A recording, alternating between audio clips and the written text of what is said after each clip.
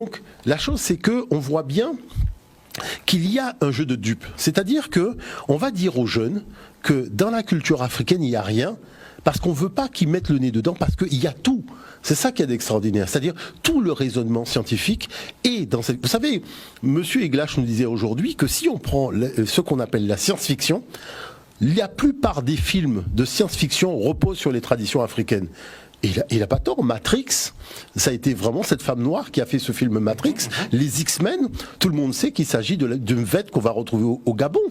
Dans le Mvète, vous avez deux peuples qui s'affrontent avec des super pouvoirs, et c'est exactement ce qu'on retrouve quand on fait les X-Men. Et je suspecte d'ailleurs Stan Lee, qui est le père donc de Marvelverse, de s'être intéressé à la tradition africaine, puisqu'on voit dans cette tradition que certains individus ont les mêmes pouvoirs qu'on retrouve au niveau des X-Men. Mais Black Panther, je pense. Mais bien sûr, et tout ça. Mais alors là, Black Panther a vraiment, c'est plus que la cerise sur le gâteau, parce que Black Panther a montré que voilà la source en réalité de tout cela.